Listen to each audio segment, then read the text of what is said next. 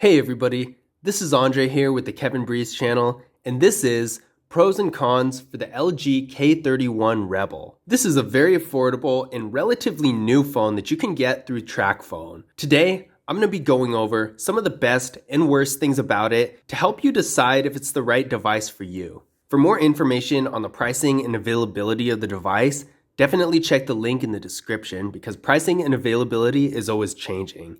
Let's get started. So the first pro for this phone is it has a decently large display. This phone has a 5.7-inch LCD display with a resolution of 720p, a PPI of 295, and an aspect ratio of 19:9. So while this display isn't giant like a Samsung Galaxy Note or the Motorola Moto G Stylus or something like that, it still is a very decent size, which is going to be great for something like content consumption, or even if you're browsing the web and you're trying to read an article. No matter what the case is, having a large display is always a benefit. So with a 5.7-inch display, this one is going to be very decently sized. In addition to that, even though it's only an LCD display with a resolution of 720p, it still does look really decent. Right now, I do have the brightness at 100%, and for what it is, I do think it looks really good. My first con for this phone is that there's no fingerprint scanner. Nowadays, I expect any smartphone that I touch to really have a fingerprint scanner at least, if not face unlock too. It's such a common feature that when a phone doesn't have one, it's definitely a surprising disappointment to me, because in this day and age, I really don't like to bother with a PIN or password, which for this phone is the only option. For a screen lock on this phone, you're able to use swipe, which is basically no password or security at all, or a pattern, a PIN, or a password. Now, out of these, I do think the pattern is the best one, simply because you don't have to type anything. When I'm unlocking my phone, it's usually in a quicker situation where I don't really want to deal with typing a PIN or a password. I think it's super inconvenient. So in this case, the swiping is pretty decent, but at the same time, it is too bad that this phone doesn't have a fingerprint scanner, because pretty much any phone you can get, whether it's an affordable phone from TracFone or a super high-end unlocked Samsung Galaxy Note 20 Ultra, whatever the case may be, the vast majority of phones in 2021 will have something along the lines of a fingerprint scanner or face unlock. So the fact that this phone has neither of those is a bit of a disappointment. Now, my next pro for this phone is that it does have a headphone jack. Right here at the bottom, we do see the phone has, in fact, a 3.5mm headphone jack, which is of course going to be perfect for a good old-fashioned pair of headphones. Now, more and more manufacturers are moving away from including headphone jacks. It does make sense considering that wireless headphones and speakers are becoming more and more popular, but I do think it's nice to have the option to use a headphone jack if you want. And unfortunately, what's becoming a bigger and bigger majority of smartphones are doing away with headphone jacks. So with that in mind, it is nice to see that this phone in fact does have one. Now, my next con for the phone is the processor. This phone's getting 2GB of RAM with the MediaTek Helio P22 processor. We ran a Geekbench 5 benchmark test on this phone, and I have to say the numbers definitely are not very impressive at all. It has a single core score of 135 and a multi-core score of 485.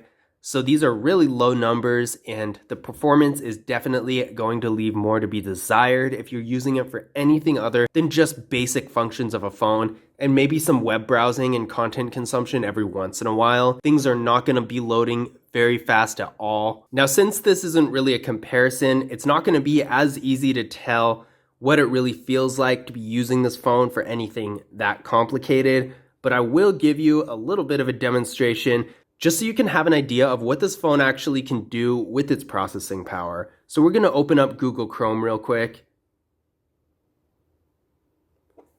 And let's try a web page.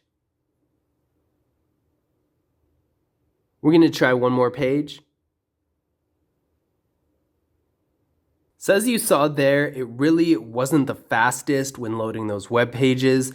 Of course, it wasn't horrible, but if you're using your device for extensive web browsing, definitely keep in mind that this demonstration was done in the optimal conditions with no other apps open and really nothing else going on. So that was pretty much the fastest it's going to get. Now again, it wasn't horrible. It was definitely quite usable. So if you're browsing the web every now and then for a couple miscellaneous things, it's definitely going to be okay. But if you're trying to do something more intense like gaming, photo editing, video editing, if you use a lot of social media, anything that has a lot of content to load on a page, then you're definitely going to run into some problems with a processor like this. Another thing to keep in mind is that with such low RAM, it's definitely not going to be the best at multitasking. So if you have a lot of apps open, it will most likely start to struggle a little bit. My next pro for this phone is the storage. Now this phone has 32 gigabytes of internal storage with microSD card expansion going up to a limit of 32 gigabytes.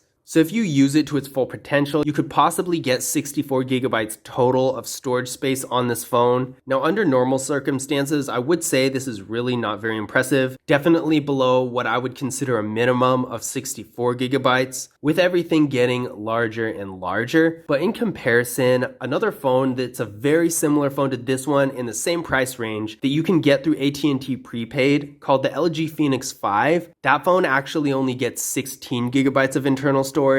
So in comparison, this one does have double that of its AT&T prepaid counterpart. So in comparison to other phones in its range, it definitely is more of a pro to have 32 gigabytes of storage, because really no phone I've ever seen in this type of price range or this scale as far as entry level goes has more than 32 gigabytes anyway.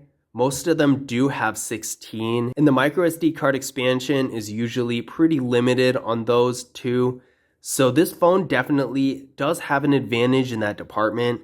That being said, you're not going to be doing a whole lot of complicated stuff on this phone anyway. So even though it's going to have trouble holding things like games that can't really be stored on a microSD card, I wouldn't recommend using this phone for stuff like games anyway. So it's not really that big a deal. If you have a lot of photos and videos on your phone that you accumulate over time, then I would say you're definitely going to be fine.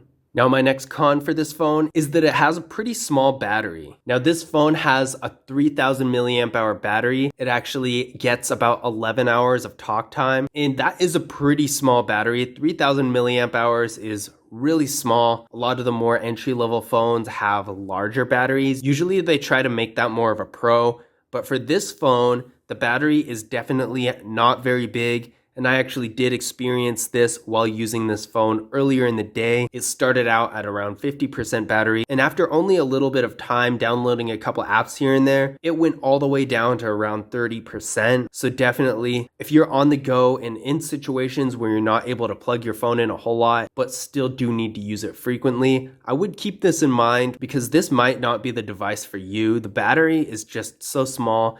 And as far as longevity goes, again, this is definitely going to be one of the more shorter lived batteries. It will be more noticeable over time as the battery degrades. Now, my next pro for this phone is the camera. This phone's front-facing camera is 5 megapixels, which is pretty decent. And then on the back here, we have a 13 megapixel rear camera and a 5 megapixel ultra-wide camera. So this is pretty impressive for a phone of this level. Even though additional camera features like an ultra-wide camera are becoming more and more common, and I would still consider it a big con for any phone that doesn't have one, there are a lot higher end phones than this that are still new phones that don't have an ultra-wide camera. And this phone does. Not only does it have one, but it's also a pretty high megapixel ultra-wide camera. A lot of the time, they're only 2 megapixels. So in comparison, this is definitely pretty good. Now, my next con for the phone is that it has a Google Assistant button. I really think this button is super unnecessary and really unhelpful too.